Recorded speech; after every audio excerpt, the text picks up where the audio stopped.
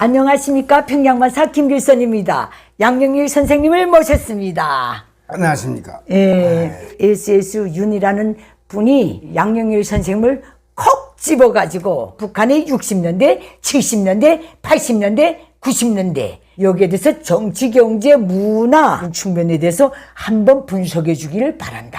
이렇게 됐어요. 우리가 여기 겹붙을 거는 북한군에 대해서도 들어가야 될 것 같아요. 그래서 우리가 오늘 정말 북한의 역사를 증언자로서 국부적일 수도 있습니다. 편협적일 수도 있지만은 우리는 그 사이에 묻혀 살아왔고 김일성 족속이 유일적으로 내려미기는 그런 선상에서 우리가 다 살았으니까 우리가 당한 거 우리 동무도 당하고 우리 옆집도 당하고 그러면 60년대 일부를 찍어보겠습니다. 60년대 우리 양영일 선생님은 몇 년도 출신이에요? 68년생이니까 60년대는 잘 모르지. 68년도 출신. 그러면 정말 강도에 쌓여 있을 때네. 그래. 60년대 그때 들은 소리나 알지. 아버지 어머니한테서. 들은 소리나 알지. 뭐 내가 체험은 못했잖아. 그러면 1960년대 부모님들한테서 들은 이야기는 대체로 어땠어요? 몇 년대에 중국에서 북한으로 나갔어요? 61년도. 1961년도. 그럼 60년대 깨끗이 깨끗했네. 부모님은. 61년도. 예. 그때는 우리 아버지가 대학진 때 나왔으니까 우리 만 누나하고 같이 나왔거든. 만 누나요. 그때 당시에는 북한에서 유일 사상 체계가 확립이 안 됐기 때문에 안 됐지요. 그때는 뭐 그래서 김일성도 김일성 수상 이렇게 얘기했고 어디 가서 뭐 당 간부 흥지레두가 안 잡아갖고 무난한 사회동원데 60년대 말부터 그때 그 뭐 그 유일사상 체계 나오면서 그때부터는 사회가 살벌해지기 시작한 거지. 근데 내가 63년도에 북한에 나갔거든요. 내가 8살 때. 내가 좀 잘할 때 항상 관찰하는 습관이 있었던 것 같아요. 60년대에 관찰해보면 정치적으로는 그때 정말 유일사상 체계가 없었어요. 그걸 뭘 보면 알 수 있냐면 우리 어머니가 65년도인가 66년도에 입당을 했는데 그때 내가 11살, 12살 때 우리 어머니가 저 입당하려고 하는데 그때 넷째 여동생을 내가 업고 따라갔던 기억이 나거든. 우리 어머니 입당 심사하는데 근데 그 저녁에 우리 아버지 어머니가 얘기하는 걸 내가 들은 기억이 나는데 그때 그 입당 심의하는 사람들이 우리 어머니 앉혀놓고 이 중국에서 금방 나갔으니까 뭐 좀 잘 몰랐댔는지 조선민주주의인민공화국 내각수상이 누구요? 이렇게 물어본 것 같아요. 우리 어머니한테. 근데 우리 어머니가 최용건이 아닙니까? 그랬다는 거예요. 그러니까 중국에서 나간 사람이니까 최용건이가 각인돼 있어서 그러지. 최용건이가 그때 상임위원회 위원장 했던 걸로 알고 있는데. 최고인민위원회 상임위원회. 최고인민위원회. 우리 어머니는 김일성이보다 최용건이가 또 각인돼 있다나니까 최용건이 아닙니까? 했는데 욕을 바가지로 먹고 왔는데 그래도 그 입당을 시켜줬거든. 그게 70년대에 그런 일이 있었으면 우리 어머니 정치범 수용소에서 갔을 일이거든. 그렇지. 근데 양 선생님 아버지는 중국에서 중국 공산당원으로서 60년대 초에 들어갔는데 그때 중국 공산당원증을 조선노동당원증으로 당증 교부는 해줬어요? 해줬지. 그땐 연대가 강했는가 봐라. 그때는 막 교환해줄 때거든. 근데 우리 아버지는 그걸 교환을 안 했어요. 그러니까 그때. 비공산당원으로 있었는가? 북한에 들어가서. 직맹이지. 직맹으로. 그러니까 우리 아버지가 당원이었다는 걸 이 당기관 새끼들이 안단 말이야. 알지. 우리 아버지는 그 김일성이가 중학교도 못 나온 게 너 공산당을 알긴 알간죠. 그러면서 하찮게 얘기했고 이걸 안 바꿔 왔단 말이야. 이걸. 근데 내가 60년대를 기억하면 정치적으로 놓고 볼 때 우리 고모부도 빨치산에 소위 이름 있는 리봉수라고 그런 분이었고 우리 고모는 김명숙이라고 항일빨치산 참가자들의 해상기 재봉대원들을 쓴 사람이거든. 그때 우리 고모나 고모부를 놓고 김일성이가 아첨을 했던 그 광경이 떠오르고 그때 우리 어머니가 진짜 채용권이 아닙니까 하고도 모가지가 붙어 있을 정도면 그때 김일성에 대한 우상화가 전혀 없었던 것 같아요. 그때는 집단 지휘 체제잖아요. 북한도. 예. 그때는 뭐 지금 하면 총리지 내각 수상이라는 게 내각제라는 게. 그때는 김일성이가 총리고 진짜 국가 주석으로서는 채용권이란 말이야. 최고위원회의 위원장이기 때문에. 그러면 김일성이가 노동당 총비서이며 내각 수상이었으니까 그때는 비서 이름이 없었고 당위원회 위원장 위원장이지. 러시아처럼 위원장이란 말이에요. 위원장 명칭을 달고 있었지. 이 비서라는 건 5차 당대 때부터 뭐 총비서이시며 뭐 이렇게 됐지. 개설이 했고 그때는 공산당 정치를 했기 때문에 당위원장이라고 했단 말이야. 뭐 세포들도 세포위원장, 5대 공장 뭐 군당위원장, 뭐 시당위원장, 도당위원장 그랬지. 뭐 비서라는 소리를 없었잖아. 그 정치적으로 놓고 볼 때는 진짜 그때 60년대 그때는 그때는 공산당 집단 지휘 체제를 했단 말이야. 집단 지휘는 노동당이 일당 독재라는 게 그렇게 심하지 않았고 그럼. 또 그 소위 견제에 되는 그런 그 시스템이 있었지. 집단 지휘 체제이기 때문에. 그런 게 있었던 것 같아요. 김두보이가 그 최고민의 상임위원장 하다가 그거 떨어지고 그렇게 되면 최영건이가 상임위원회 위원장 했잖아. 그렇구나. 그러니까 정치적으로 놓고 보면 우리가 잘할 때 뭔지 몰라도 그렇게 김일성 만세 부른 거 기억도 없고 70년대 노복 안서부터 유일체제 나온 건 아마 68년도 아니면 69년도 나왔을 거예요. 그때 나왔을 거예요. 그 박금철이 패당 쓰러지면서 그러면 유일사당 체계 확립이라는 걸 나왔잖아. 맞아요. 김일성 광장을 정중해서 양쪽에 있는 그 청사에 하나가 민족보위성 청사였어요. 그때 그 청사에 김일성 대형 초상화가 없고 그때 막스, 엥겔스, 레닌, 스탈린 사진이 있었어요. 그래, 4개가 있었지. 네 개. 이 짝에 막스, 엥겔스, 이 짝에 레닌, 스탈린이 있었어요. 그렇지. 그때만 해도 그러니까 그 뭐 소련을 정적으로 인정하고 그런 때였던 것 같아요. 그 옛날 북한도 기록 영화 보게 되면 당대회 하잖아요. 당대회 하게 되면 그 깃발 그 사진 나오잖아. 나오게 되면 이거 4개 초상을 걸어놓고 있잖아. 그때는 김일성의 우상화를 아니고 집단지체 공산당의 진짜 순수한 공산당 집단지체 체제가 협의체가 있었으니까 있었단 말이에요. 근데 뭐 박금철이 쓰러지고 박금철이 제거되고 김도만이 제거되고 또 무슨 그다음에 최창익이요 뭐요 그때 뭐 소위 반난 세력들이 제거되면서 그걸 제거하면서 수령 독재로 갈 수 있는 발판을 깔았던 것 같아요. 당의 유일사상 체제라는 걸 발표를 했잖아요. 그래서 60년대 말에 당유사상 체계 확립의 10대 원칙 딱 열정왕으로 되어 있는 거 거기에 간단하게 나왔댔거든. 그러니까 그때 60년대 그 제일 중요한 김일성 광장이라는데 막스, 엥겔스, 레닌, 스탈린 사진이 걸어 있는 것만 봐도 그때는 김일성 족속의 수령 우상화 3대 세습의 발판이 닦아줄 수 있는 정치적 기반은 없었다는 거예요. 없었지. 그러면 우리가 경제적으로 놓고 볼 때 60년대 부모님들은 60년대를 어떻게 기억해요? 북한이 생긴 이래 60년대가 경제가 제일 좋았지. 그렇게 말해주라고. 경제가 제일 좋아서 부모님들이 말씀하실 때 그래 하루 세끼 배부르게 먹었답니까? 그때는 상점에 다 자유 판매를 했고 자유 판매를 했죠. 이제 무슨 뭐 배급제가 아니고 자유 판매를 했단 말이야. 68, 9년도까지는 내가 자랐을 때부터는 그 배정표가 나와야 그 배정표 개고 가서 돈 내고 샀잖아.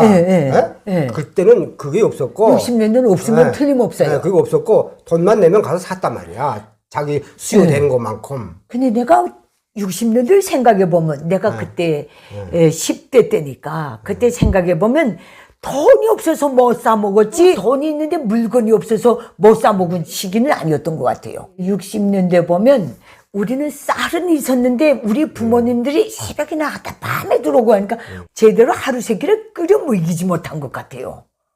그때는 북한의 계획 경제가 제바로 돌 때요. 그럴 때는 소련 돈 따서 어게는 객시 나갈 때인데 1차 5개년, 예, 뭐 2차 2차 5개년 뭐 그렇게 나갔잖아요. 그 5개년 넘은 다음에 그럼 7개년 계획 하잖아. 1차 7개년 계획 또 완수했다가 신문에도 그건 나도 생각나. 1차 7개년 계획 완수했다고. 뭐 지표별로. 차당대 때 사회주의 공급국가를 선포하잖아요. 7차 당대야, 5차 당대 때. 5차 당대 때 맞아요. 5차 당대 때 공업국가로 들어섰다고 김일성이가 발표한 거 아니에요? 근데 그 후에 그 김일성이 그때 60년대 경제에 대해서 한 말 들어보면 김일성이가 그때 자기 주관적으로 경제를 움직이지 못한 건 사실이에요. 그러니까 독판을 못 치지. 못 김일성. 쳤어. 못 쳤지. 그때 여태까지 전후복구건설 그거 다 끝난다면은 경제 계획을 왕창같이 잡았던 것 같아요, 김일성이. 그러니까 정준택이라는 계획경제위원회 위원장이 앉아서 그랬대. 내 숫자는 좀 약해서 모르는데 수상님 안 됩니다. 경제가 이대로 다시 나간다면 망합니다. 완충기 해를 겪어야 됩니다. 그래서 59년인가 60년대가 경제 완충기 해인데 그때 정준택이가 김일성이 앞에서 많은 사람들 앉혀놓고 회의할 때 그렇게 당당하게 말했는데 김일성이 너무 기분이 나빠가지고 회의를 중단하고 엄만 생각을 해봤다나? 김일성이 근데 한만 생각해봐도 정준택이 말이 맞더래. 그래서 자기가 다음날 회의를 벌려놓고 완충기를 선포해가지고 막 그저 주먹국으로 여기저기서 막 불균형적으로 발전하던 거를 보완하기 위한 완충기회를 선포했다. 그때 정준택과 같은 충신만 있어도 우리나라 경제는 이렇게까지 안 됐다 한 게 90년대 초에 말한 거예요. 그러니까 김일성이 인정을 했네. 이게 김일성이가 듣지 않으면 안 될 정도의 시스템이 갖춰져 있었던 것 같아요. 그렇지. 그때는 뭐 네. 60년대 그때는 뭐 김일성이가 독판 치지 못할 때지. 못했던 것 같아요. 그러니까 그때 내가 그때 경제 상황을 쭉 보면 우리 아버지도 그때 군관이었고 그때 동네 남자들 보면 퇴근할 때는요 그래도 그때 선술집에서 불고기가 먹었던 것 같아요.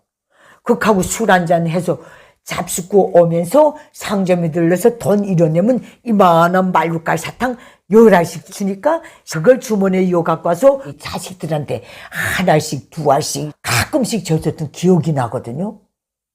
그때도 배급제는 틀림없이 있었던 것 같아요. 왜냐하면 집에 할머니들이 있는 집은 항상 쌀이 모자랐어요. 할머니들이 아침, 점심, 저녁 때간을 먹이다 나니까. 그 60년대 그때는 배급을 네. 쌀은 배급을 줬지만은 네. 생활 필수품은 필수품은 배급제가 없었죠. 네, 쌀은 배급을 줬는데 네. 생활 필수품은 자유 판매했단 말이야. 그리고 모든 직장 성원들이 아침에 그때 6시면 집을 나갔던 것 같아요.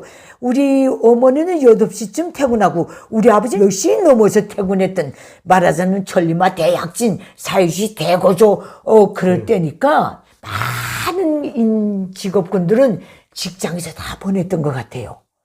그렇다고 해서 그분들이 피곤해했던 기억도 없어요. 그때는 한 달에 한 번씩 모여서 중국 공산당식으로 당 생활했던 것 같아요. 그러니까 노동자들이 그렇게 짜증이 안 났댔어요. 그렇지. 직업 출퇴근하는 사람들이.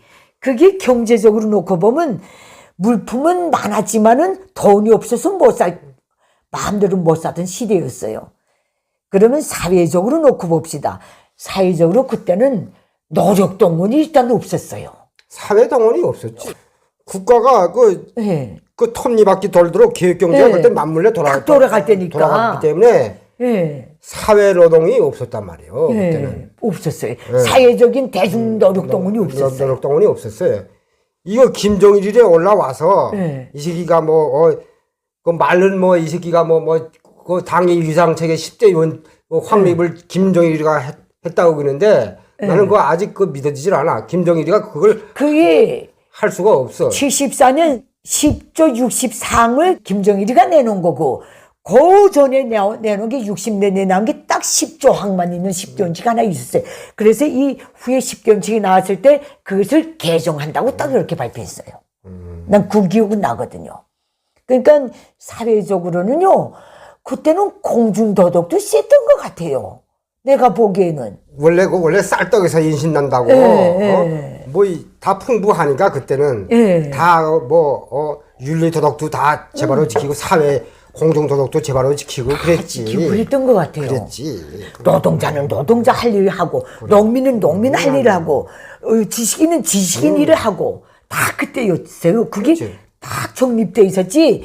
뭐 농사철에 저 모두 다 농촌지원전투회로 뭐 이런 게 아예 없었던 때였어요. 그럼 70년대 초반도 그렇게는 안 그랬는데 중반 들어서면서 김정일이 그거 나면서부터 이 나라가 개판되고 말았어요.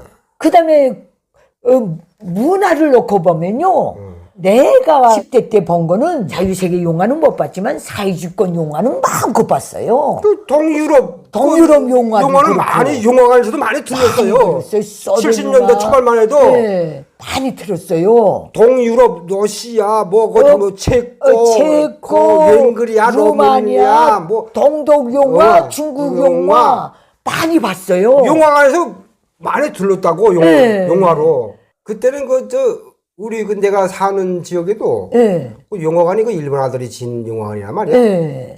근데 일주일에 딱 한 번은 딱 외국 영화 했거든. 네. 일주일에 한 번은.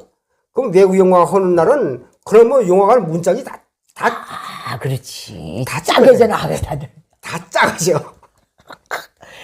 그때는 70년대 초반만 해도 무슨 뭐 사회노동 뭐 그런 거 딱 8시간 일하고 딱 집에 들어왔기 때문에 밥 먹고 저녁에 다 부부간끼리 그때 총수 그 삭주기장에는 중국 귀국민이 너무 많아갖고 화교들. 그러니까 본토 사람은 별반 없고 중국에서 나온 사람들이 다 팔짱 끼고 북한 본토 사람들은 팔짱 낄 줄도 몰랐대. 몰랐죠. 저 서른 유학생 무슨 중국 유학생 거기서 넘어온 사람들 남편하고 기자 마누라 팔짱 끼고 다녔어. 난 그 생각이 나요. 팔짱 끼고 영화관에 다 들어가고 보고 그 외국 영화라고 중국 영화도 하고 뭐 러시아도 영화도 하고 웬구리아 영화 뭐 로마니아 유고 영화도 하고 그러니까 일주일에 한 번씩 딱 문화생활 집안으로 했단 말이야. 팔짱 끼고. 그 생각이 나네. 그 북한의 토착민들은 저 올마우제 같은 놈들이라고 막 욕했잖아. 올빠진 놈들이라고.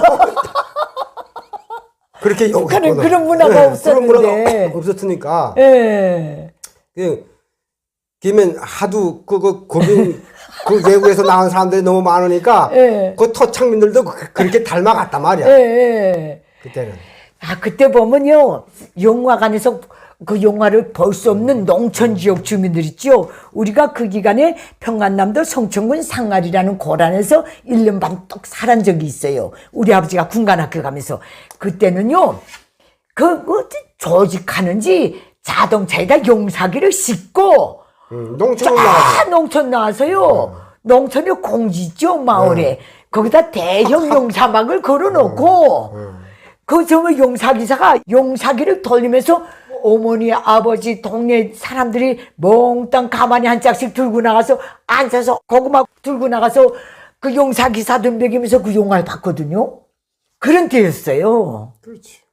그 다음에 문화적으로 볼 때 북한에는 그때 타령이 많고 판소리도 있고 그랬어요. 그래. 민족 문화가 그때는 있었어요. 최승이 사라지기 전까지는 많이 거기 판소리도 분명히 있었어요. 민족 문화가 살아있을 때란 말이야. 근데 이 김정일이 나오면서부터 싹 없애치우고 혁명 가국 뭐 있다고 나오면서 그딱 나왔죠. 문화적으로 놓고 볼 때는 더 재미난 거는 그때 정말 토요일마다 우리는 어릴 때니까 그 공장이나 어느 구역 공지에서 지금 생각하면 백공오충 보통강 구역에 있는 백공오충 거기가 지금 제놓은 자리가 그때 보통강 구역 그 광장이었어요. 소광장이었어요.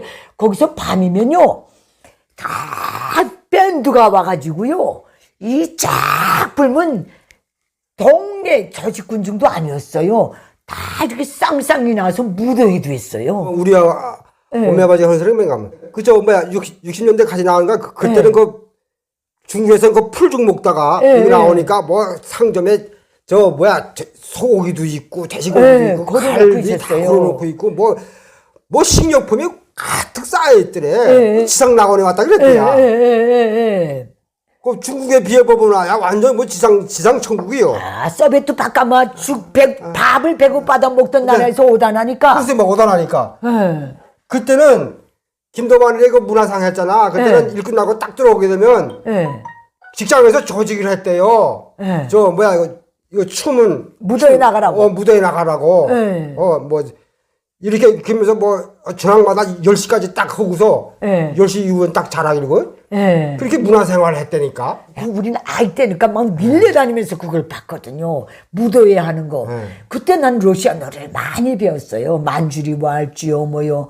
그때는 뭐 우리 오메바지 얘기한 거 보니까 그때는 러시아 그 명곡들이 많았디야. 예, 명곡들이 많았지요. 그때는. 그래서 그 무도회 하는 그 악단들이 전문이 있었대 그때는. 러시아 노래만 들었어요. 그리고 어쩌다 북한 음악이 들어가는 건 갈매기호 청년들에서 나오는 바람결 맑고 불빛도 좁다고 그 노래는 나도 알지. 저녁에 그거 갖고 무도회 다 하고 그랬다 그러더라고요. 그 60년대 그러면 군대를 봅시다. 이 60년대 일은 내가 좀 많이 얘기해야 될 것 같아요. 난 그때 10대였고 우리 양동생은 강보에 쌓여 있을 때니까 부모님한테서 전해 들은 소리를 할 수밖에 없습니다.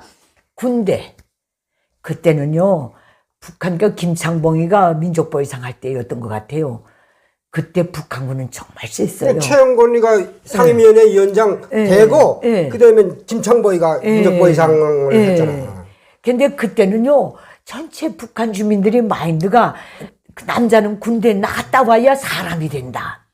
제대로 먹였으니까 애들이 크지 못한 것도 군대에 나갔다 오면 이렇게 커서 시험이 시꺼면서 아주 름름한 아들이 되어서 돌아왔거든요. 그때 우리 출판사의 김덕선이라고 이 양반도 그때 군사복무했거든요. 그때 얘기를 하는데 야 60년대 군사복무 하기는 정말 쉬웠대요. 저녁에 점검시간 전이면요 지휘관들이 이 바켓에다가 새빨간 사과를 한 바켓씩 들고 들어와서 이거 다 먹어야 잔다. 막 그렇게 그때는 정말 잘 먹었대요 북한군이. 아이고 사회가 풍부한데 그럼 그 군대도 잘 먹였겠지. 잘 먹이다 나니까 군대의 균일이 또 강화돼 가지고 그때 우리 잘할 때는 정말 어느 마을 어느 기댁에도 새빨간 견장된 단 그 전사들 하전사들 군관들은 봤어도 병사들은 볼 기회가 없었어요. 그렇지. 어쩌다 한 번 새빨간 견장을 단 병사가 군관 따라 오대 가는 거 보면 동네 애들이 묻어다니면서 신기하게 바라볼 정도로 70년대만 해도 그랬어요. 그랬어요. 하고 어느 집 아들이 군대 보면서 휴가 왔다면 온 동네가 매기 초청해서 먹이던 시절이었어요. 70년대도 그랬어요. 70년대 초까지는 그랬을 거예요. 자기하고는 뭐 친인척 관계가 아니지만은 자기 동네에서 누가 군대 갔다가 집에 왔잖아. 그러면 그 동네 잔치를 해줬어. 동네 잔치를 해줬어요. 그때는.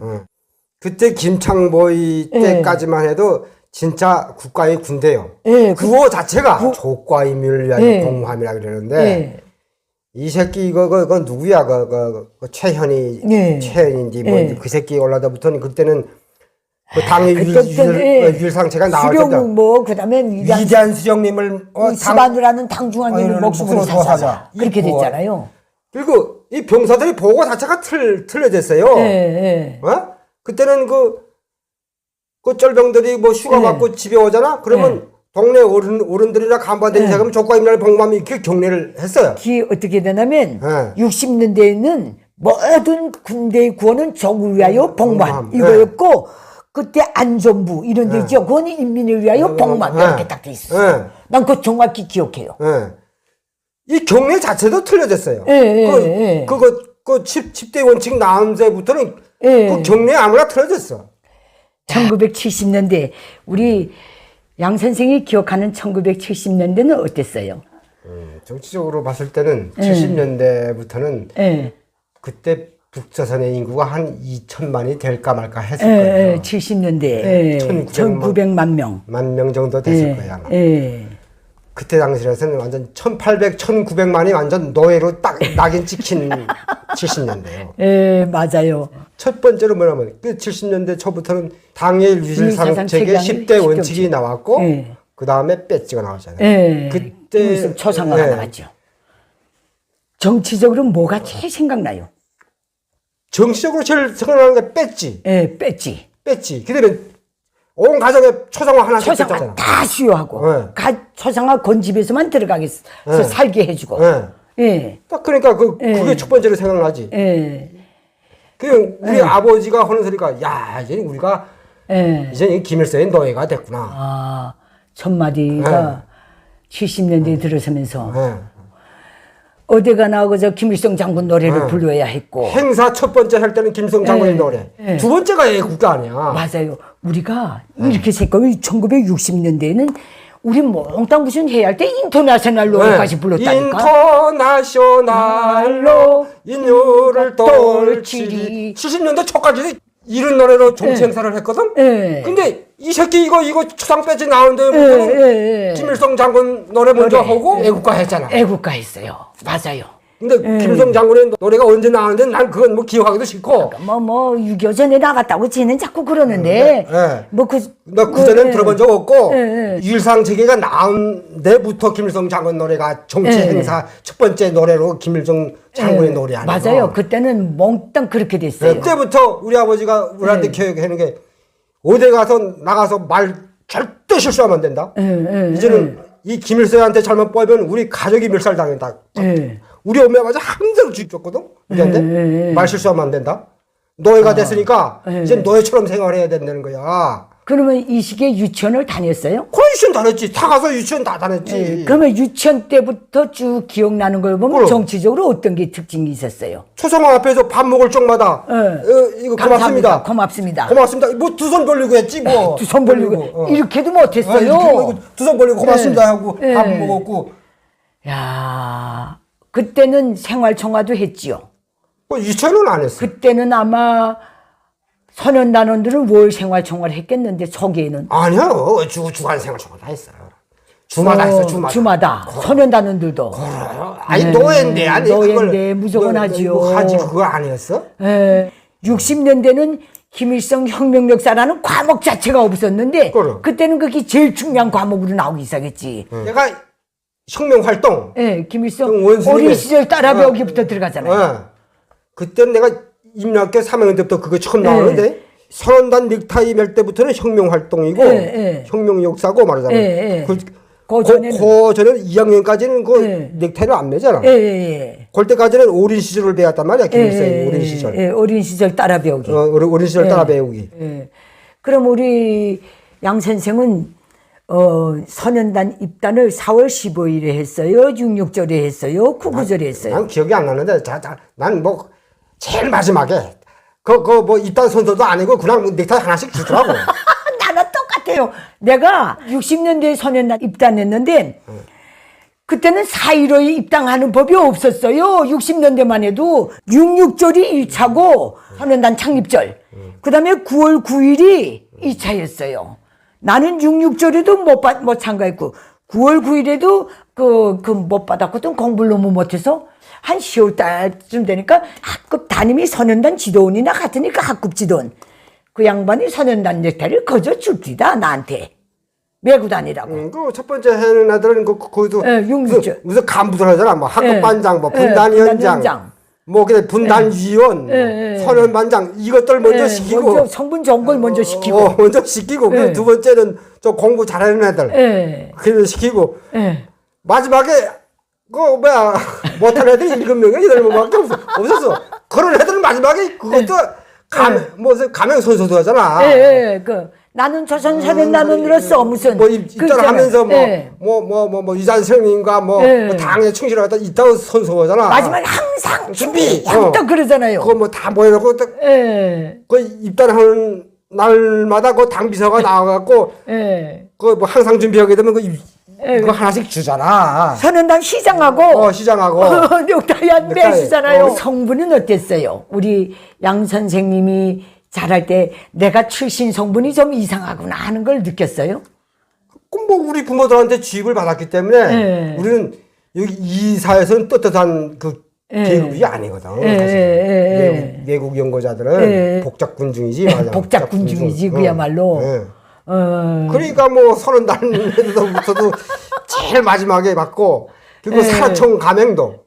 산하청 가맹은 또 뭐, 저 중학교 올라가서 3학년 내학 산하청 가맹. 그렇죠. 가맹은. 그것도 나 제일 마지막에 맥주 하나씩 주더라. 그거 줘.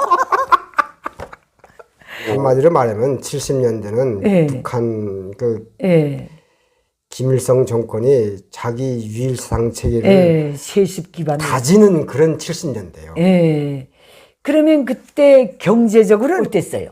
경제적으로는 그때는 북한이 하락하기 시작했지. 내가 느낀 점이 그때 71년인가 2년 전까지는 배급 쌀표, 정확히 말하면 식량 공급표지.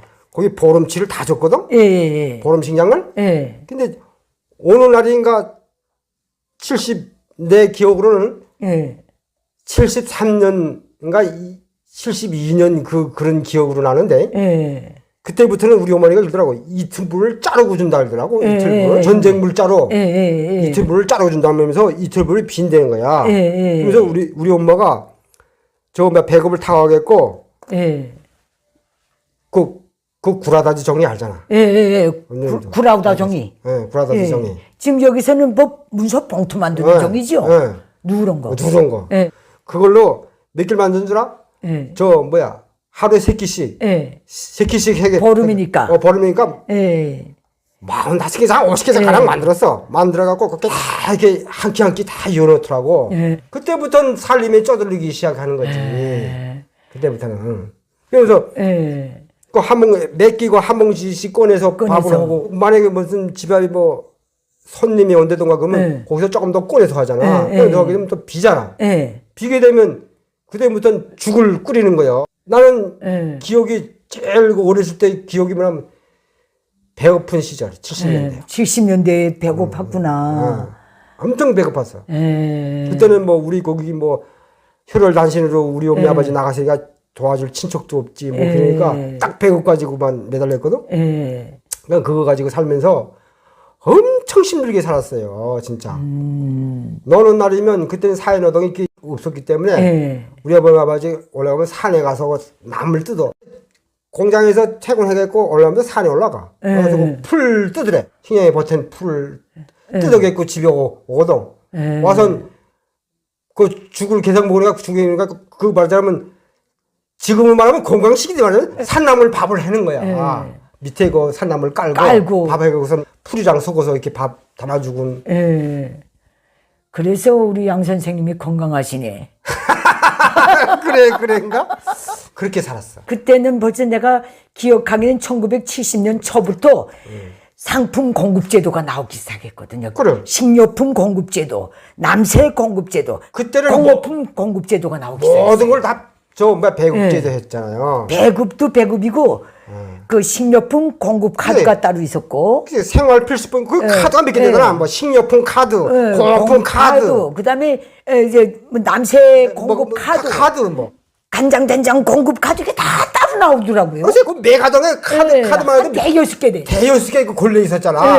뭐 간장 사러 가면 간장 카드 뽑아갖고 와서 한 장씩 찍고서 사고. 그때부터는 그랬어요. 70년대 그 카드 있을 적만 해도 북한이 그래도 좀 경제 상황이 좀 지금처럼 그렇지는 않아. 지금은 아예 그것조차도 없어졌잖아요. 그것조차도 없어졌죠. 이 김일성이 그거 우상화 작업 공고히 하면서 또 경제가 몰락하기 시작해요. 맞아요. 70년대부터 정치적인 변화는 유일사상 체계 들고 수령 우상화 작업에 딱 들어갔거든. 얘는 뭐 막 여기저기서 끌어다가 무슨 사적지요, 뭐 인민대학당의 김일성 경기장 재확장공사에 다 70년대에 벌어졌어요. 김일성의 사적관이 없는 데가 없잖아요. 없죠. 그거 다 70년대 세워진 거예요. 북한에 200개 군 아니야. 200개 군. 군의 사적관 하나씩만 있어도 200개요. 근데 그 사적관이 저 작은 거야? 큰 건물 아니야? 다. 크지요. 군을 대표하는 건 크죠. 엄청 크잖아요. 그때는 뭐 북한 사람들이 뭐 일반 사람들이 국가 예산대가 얼마 들여서 했다고 개념이 없었으니까. 그때는 뭐 그 사적관 짓는다 하게 되면 국가 예산 들어오면 무슨 뭐 주석 번트, 본트 뭐 이런 거 있었는데 사적관 짓는 건 그건 특별 번트거든. 그건 김정일이가 직접 했잖아. 그걸 하면서 보면 그때 뭐 공장 뭐 어떨래도 그 사적관부터 먼저 지었잖아요. 먼저 지었죠. 그때부터 사회노동이 나오기 시작했단 말이야. 맞아요. 70년대부터 본격적인 사회노동이 나왔어요. 사회노동. 사회노동 대중군중노력동원이 나왔어요. 그때부터 정치적으로 세뇌에 들어가고 조직생활 쪼이는데 그렇게 들어갔고, 경제적으로는 그때는 국가 예산이라는 그거 뭐 예산인지 뭔지 모르고 수령이 막 때려 쓰고 막 그럴 때 아니에요. 그러니까 그 거기에 막대한 예산을 쓰다 보니까 이 경제에 제동이 많이 걸렸지. 그때부터는 북한이 계속 하강했지. 그러니까 70년대 경제 제동을 막아보겠다고 200일 전투 70년대 말에 제일 처음으로 했을 거예요. 김정일이 용은 증거 받았잖아요. 경제가 제대로 안 돌아가니까 그러니까 3대 혁명 서적 첫 시기 나올 때가 3대 혁명 서적가 첫 시기가 76년도부터 나왔을 거예요. 그때 200일 전투인가 뭐인가 했잖아. 그때 했어요. 그 3대 혁명 서적가 청 나오면서부터 전투 소리가 나왔잖아요. 전투 소리가 나왔어요. 그때 그거 좀 말하자면 홍위병 흉내를 낸 거지. 흉내냈죠. 그때는 그렇게 공장은 못지는 않았던 것 같아요. 힘들게라도 돌아갔던 것 같아요. 큰 공장은 그래도 조금씩 돌아갔는데 지방 산업 공장은 다 세웠어. 그때 70년대만 해도 다 세웠어요. 그럼 사회적으로 놓고 볼 때 그때부터 사회적인 군중 노력 동원이 본격적으로 시작된 게 70년대예요. 네, 70년대 후반, 70년대 중반부터 그때부터는 우리 내 살던 지역에도 그 김영직이 사적관이요. 총수동이 뭐냐면 거기가 총수보고 총수동이라고 했다. 일본 아들 그 주소요, 총수동이. 정확히 말하면 우주군 옥산면 총수동이요, 거기가. 거기가 옛날에는 우주군에 속했어요, 거기가. 근데 거기 김영직하고 오동진이하고 오동진이하고 총수동 사람이거든. 그 총수동에 독립운동가 오동진. 대지주요. 그러면서 김영직이가 거기서 오동진이하고 같이 활동했다 하면서 오동진이 사적권을 만들어 놓고 김영직이 사적권을 만들어 놨잖아, 거기다. 근데 엄청난 예산을 들여서 했거든. 그게 다 새 군중동원으로 했나? 아니, 전문 김정일에 나오면서 사적지 건설단이라는 거 따로 있었어. 사적지 건설지도 총국이라고 있었어요, 중앙에. 그때. 그 사적지만 전문 건설하는 사적지 건설단이 따로 있었어. 그 김정일이 내온 그 부서예요. 맞아요. 그것들이 와서 전문 그거 했다. 그건 돌력대가 할 일이 아니거든. 왜냐면 그건 국가적으로 막 빨리빨리 하는 게 아니거든. 아주 정성사업을 들여서 잘해 궁전처럼 꾸리는 거 아니에요. 그러니까 돌격대가 와서 와락딱 하는 게 아니란 말이야. 그러니까 그게 몇 년 동안 했다고. 근데 그때 보게 되면 북한에서 볼 수 없는 그런 자재란 말이야. 다 그 외국에서 수입한 거예요. 수입에다가 그랬구나. 김정일이 나오면서부터는 북한이 국가가 아니 됐어요. 그 다음부터는 5대 그 혁명 용화요, 혁명 가국이요, 4대 혁명 가국, 4대 혁명 가국이요, 창시했다고 지랄했잖아. 그 다음부터는 수령 우상화 노래가 막 나오고, 진짜 혁명 소설이 그때 처음 나오기 시작할 때예요. 진짜 기억나는 거는 이때는 정말 외국 영화도 김정일이 사인에 위해서 한 건 한 건 볼 때예요. 그렇지. 외국 영화 보는 것도 실용의 배려로 보는 시대가 펼쳐졌거든요. 1970년대부터 충성의 노래 모임 제도가 나오고, 문화적으로 놓고 볼 때 문답식 학습 제도가 나오고, 그 토요 학습 제도가 나오고, 다 그랬잖아요. 그 금요노동도 다 금요노동도 그때 정착하고 문화적으로 다 그렇게 하고, 하루 8시간 일하고 8시간 공부하고 8시간 휴식하라는 노동당의 구호가 이때 다 나왔거든요. 그러니까 문화적으로는 진짜 불모의 시대로 들어가고, 70년대 초부터 기존의 모든 토소도 검열하고 소각하고 없애버리는 그 시기로 들어왔거든요. 그 70년대부터는 완전 노예 작업을 시작하면서 민족 문화는 다 말살하고 그다음에 김일성 무상화 작업을 쭉 했잖아요. 맞아요. 완전 1900만의 인구를 완전 노예화시키기 시작한 거예요. 그때부터는 외국 도서도 숨어서 보는 시대가 펼쳐지고 매일 모든 주민 가가호에 출판검열이 들이닥쳐서 책을 다 속아가고 회수해가고, 그때는 한길발치산 참가자들이 해상기까지 다 고도가 돼요. 그래서 말이고 70년대 그거 다 고도 갔잖아요. 예, 예. 북한 주민들은 문화적으로, 도덕적으로는 또 어떻게 돼 있어요? 그때는 벌써 수령에 대한 충실성을 잣대로 해가지고 서로의 도덕관을 세워나가는 고자질하고 서로 중호심을 갖게 되는 그런 도덕관이 설 때 아니에요. 그때부터는 동네 어른들이 말하는 거예요. 네. 우리 아버지 소리가 아니고 동네 어른들부터 옛날로부터 내려오던 네. 그 미풍양속 그다음에 네. 그 예의 범절 문화가 네. 싹 없어졌어요. 그때는 한식은 중국 4대주의적 명절이라서 한식을 없애버리고 추석도 그때는 장려를 안 했어요. 70년대에는. 80년대에 들어서 추석을 다시 복귀시켜놨어요. 그 추석 복귀시키라는 게 13차 하면서부터 추석을 그때 했어요. 복귀시켰잖아요. 강제성은 없지만은 그 추석 한번 가겠다고 그 승인 받기가 그렇게 힘든 시대에 걸려들었어요. 70년대가. 그래. 추석 가는 것도 그렇게 눈치 주고 비판은 안 하지만은 어쨌든 그렇게 눈치 주고 그 완전히 사회적인 낙오자로 그렇게 할 때가 70년대였어요. 지금 생각해 보면. 그런데 그 70년대 그때는 북한이 인구가 장성할 시기거든. 내가 어느 댓글에 봤는데 북한이 3,200만이 된 적이 없었다 그랬는데 내가 객관적으로 설명할게. 내가 74년 학교 다닐 때 인민학교 때만 해도 9반까지 있었어. 9반까지 있었는데 한 개 학급이 62명까지 있었어. 내가 72년에 중학교를 졸업했는데 그때 우리 학년이 7개 반인가 있었어요. 평양시 평천구 안산 여자중학교 여자만 못하는데도 6개 반이 있었어요. 그것도 50명이었어요. 만땅으로 있을 때. 예. 우리는 그 이민학교 때는 저 뭐야 혼합반이거든. 여자 남자 같이 공부했거든. 근데도 교실이 모자라갖고 오전반 오후반 했거든. 우리도 오전 오후로 다 했어요. 예, 오전 오후반. 그때 인구가 한창 북한이 번창할 때요. 번창할 때. 그러면 내가 학교 졸업하고 보니까 인구가 좀 줄었더라고. 저 학생이 줄어들죠. 예, 그거 보면 객관적으로 명되는 거 아니야. 예, 그렇죠. 우리가 눈으로 본 거니까.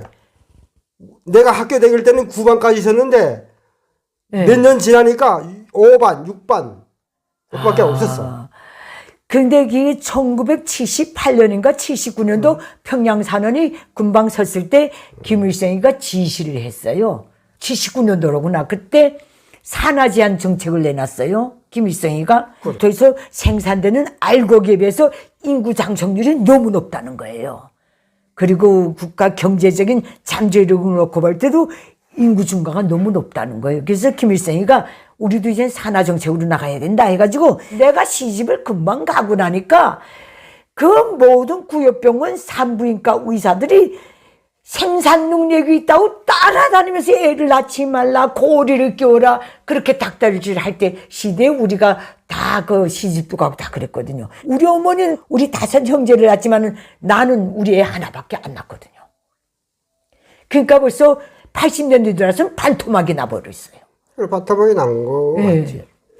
80년대는 남북한이 7천만이 된 거거든. 남북한이.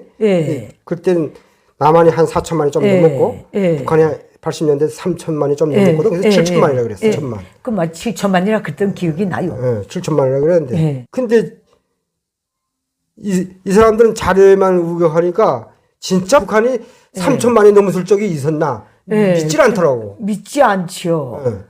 그때 70년대를 쭉 총화시켜보면 결국은 70년대 김일성이가 권력 세습을 꿈꾸면서 지 아들을 앉혀놓고 세습 기반을 닦으면서부터 북한의 역사가 완전히 이지러진 거예요. 이지러진 거지. 60년대 시스템을 계속 갖고 갔으면 북한이 80년대에 들어와서 중국이 개혁개방할 때 무조건 그 길로 들어가게 딱 돼 있었어요. 그러니까 북한이 70년대부터 이런 악의적이고 그 비상식적이고 공산권에서도 비상식적이고 비정상적인 체제로 들어간 거예요. 그러면 군사적으로 봅시다. 군사적으로. 김일성 족속은요, 7.4 공동성명 그 서명한다면 전쟁 준비에 올인했거든요. 그래서 김일성 족속은 70년대를 노려부를 때 우리나라 군수공업의 전성기였다고 딱 말해요. 그렇지. 모든 군수공장이 다 돌아가고 망가동했어요. 인민경제는 죽어 나가기 시작했지만은 군수경제는 전성기였다고 딱 그랬거든요. 북한의 군수공업이 제일 정말 중요지대거든.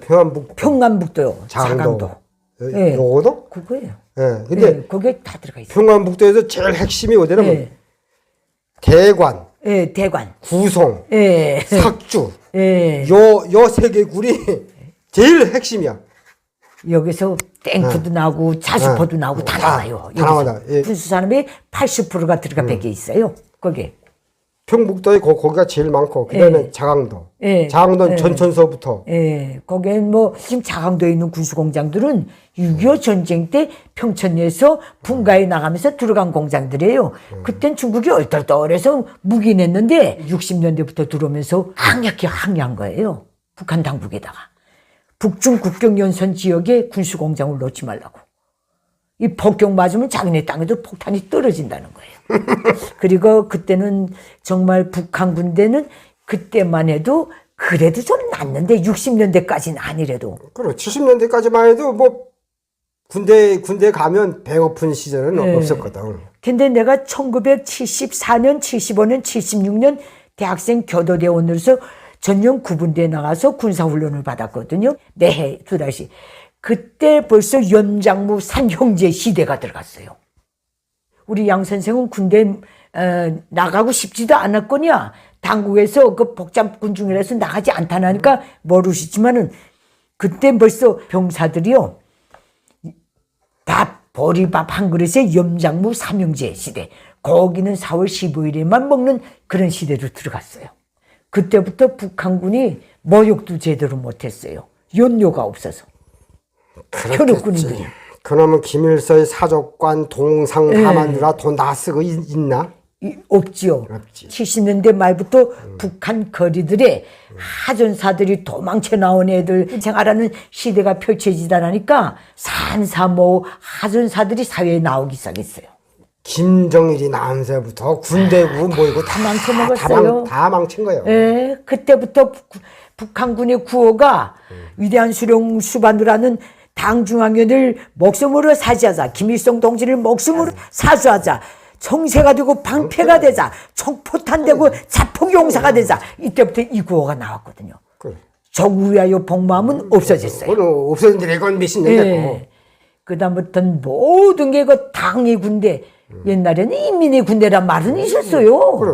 있었지. 하고 노래도 나가자 인민군대라 용감한 인민의 조국을 지키자. 목숨으로 지키자. 노래도 60년대 그런 노래를 불렀잖아요. 그 노래를 부르는데 원생 총폭탄? 뭐 들고 그런 소리를 했죠. 70년대는 오늘의 북한이 저지경이 되는 시발점, 확실한 기틀을 닦은 아주 암흑이고 중세기적인 시대였습니다. 김일성 때는 정족하고 투쟁을 했지만 김일성, 김정일 통치 시대에 들어와선 전체 인민이 말만 잘못하면 종족이 돼버리는 저 암흑 시대로 들어갔죠. 노예화되기 시대에 가서 정착됐죠.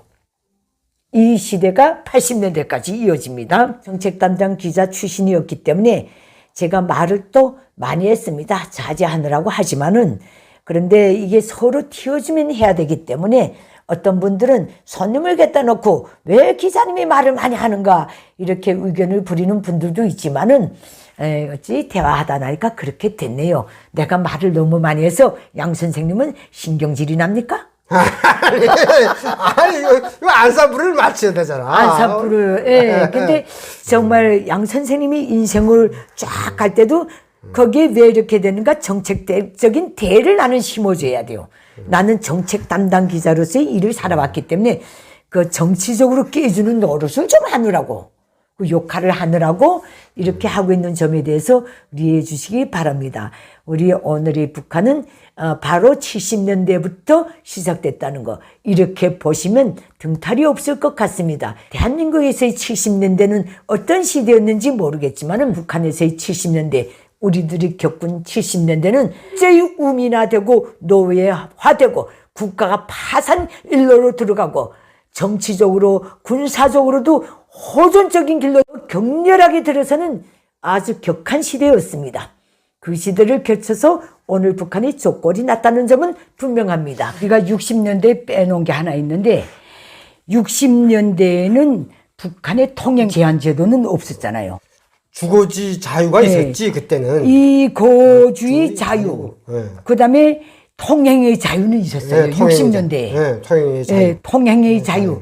즉 말하자면 통행증 제도가 없었고 주민들이 이 자유로운 이거지를 제한하는 그런 조치는 없고 없었지. 법령은 없었지. 근데 요때 60년대에 어떤 일이 있었는가 주민 성분 조사하면서 그다음에 복잡 군중들 적대 계층들 상간호제 추방하고 그다음에 핵심 계층으로 주민 지역을 교방하는 그런 일은 있었지만은 잠깐만 요걸 짚고 넘어가야 돼. 주민 소개 운동이 언제 있었냐면 유일 확립 체계가 나오면서부터 앞쪽으로 평양, 남포, 함흥 요 지역으로는 말하자면 이 북한에서 핵심 군중 노동자 농민 아니에요? 노동자 농민이지. 그 사람들로 이거 주민 교방 많이 시켰거든. 기존에 있던 그 적대 계층 잔재들 그거하고 핵심 계층하고 교방을 많이 시켰죠. 60년대 말 70년대 초 그렇게 많이 했어요. 저 분계선 연선지대에는 다 소개로 북으로 다 올려보냈고 이북으로 한격도 쪽으로 올려보내고 거기 개성 지역으로는 다 핵심 계층으로 다 또 내려보내고 완전히 대대적인 주민 소개 사업이 있었죠. 있었지. 엄밀하게 말하면 60년대 말 70년대 초까지 다 그 작업을 다 끝냈죠. 내가 72년에 대학 들어가서 74년도인가 3년도에 우리가 6.25 전쟁 당시 종합대학 후보지로 가 있던 뭐 자모산 그쪽에 평안도 오름에 거기에 견학 갔던 적이 있는데 지방 애들은 그때 통행증이 있었던 것 같아요. 지방에서 올라와 합숙생들은. 걔들은 그 통행증이 항상 가지고 있었는지 모르겠는데 평양의 자택생들은 못 모르고 공민증도 안 들고 갔다가 돌아올 때 얼마나 혼난지 몰라요. 단체로 잡혀가지고. 71년도부터 정식 시행했으니까. 그때 우리는 통행증도 없고 공민증까지도 안 들고 나갔댔으니까. 그때 잡혀가지고 우리 인서울 지도원들이 다 확인하고 그렇게 하고야 우리가 너여서 평양으로 들어왔다니까죠. 71년도부터 정확히 정확히 있고 70년대에 들어오면서 통행증 제도가 나오고 이거지 자유를 제한하는 그 정책이 딱 나오기 시작하면서 북한이 하나의 대감옥으로 돼버린 거예요. 그 다음부터는. 우리 아버지가 항상 얘기하는 게 뭔가 그 가정에 그 김일성이 그 대가리라 그래. 우리 집안에서는 대가리라 그래. 김일성의 대가리 그 골순간부터 우리 아버지 항상 기억하는 뭔가 너들 나가서 우선 첫째 말을 하지 말고 응? 말을 섞어도 김일성에 관계되는 말을 절대 하지 말라 그러더라고. 아유 중국 공산당도 겪고 북한 노동당도 겪다나니까 그렇게 됐네요. 야, 하여튼 그러면 요거는 여기서 끝내고 오늘은 우리 양영일 선생님과 저희 체험을 기본으로 해서 북한의 1980년대 상황을 한번 또 우리들이 직접 겪은 것 그걸 토대로 해서 우리 주변에서 겪었던 일, 북한 사회가 어떤 지경에 있었는가 하는 것을 실제 체험에 준해서 또 한번 풀어봅시다. 1980년대의 북한 어떻게 생각해요? 한마디로 말해서 그 80년대는 포고문 시대야. 포고문 시대였다. 정리하면. 포고문 시대였어요. 야, 그건 맞아요. 내가 이렇게 보면 그땐 국가사회재산 절도 하는 포고문, 비사회주의 무슨 거에 대한 포고문, 출판보도 뭐 이렇게 그 황색바람 뭐든 포고문, 이게 연달아 나올 때요. 그렇지. 포고문 한마디로 말해서 포고문 시대라고. 80년대는 뭐 유언비어 포고문, 식량거 식량 낭비 하지 마라. 식량 도난 낭비, 포고문, 국가 자재 탐호 낭비 포고문, 국가 질서 포고문. 범죄 무슨 범죄 포고문 시대야 80년대. 야, 80년대는 또 우리가 일상적으로 보면 처음으로 준전시 상태의 선포에 대한 거 저기 뭐지하는 걸 당연 그게 80년대입니다. 70년대까지는 그런 거 없었잖아요. 그 8.28 사건 판문점 판문점 덕기 사건 때. 사건 때도 준조지 상태는 아니어서도 포고문도 그런 거 없었거든. 그렇죠. 네, 포고문도 70년대 아예 없었지. 없었어. 근데 80년대 들어서부터 포고문이 밥 먹도록 나오는 시대요. 다문항배 포고문, 국가질서 포고문, 열차 자본주의 황색바람 포고문, 출판보도 유언비어 포고문, 식량 포고문, 철길 해선 포고문. 야, 진짜 포고문이 많았네. 나 포고문 시대라고. 야, 별의별 포고문이 다 있었어요. 그때 보면. 그런 생각이, 야, 이제 북한이 이제 망조가 들기 시작했구나.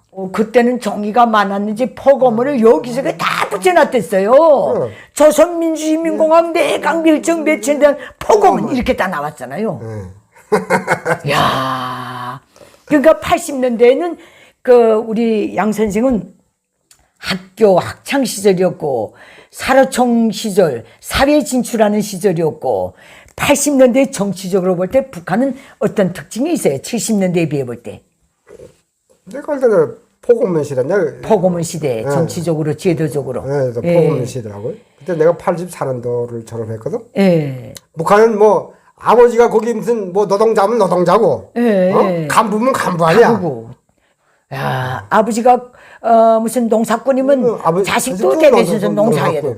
대대손손 방침 또 나올 때고. 아버지가 뭐 광산에 광부면 아들도 광부.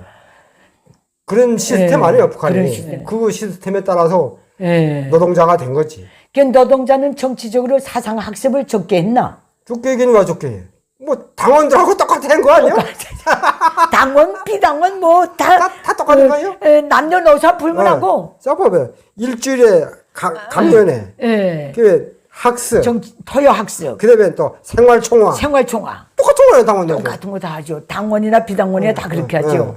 근데 내가 80년대를 겪어보면 정말 집중학습제도, 그 다음에 대사상투쟁제도, 대론쟁제도, 동지재판제도가 80년대에 다 나왔어요.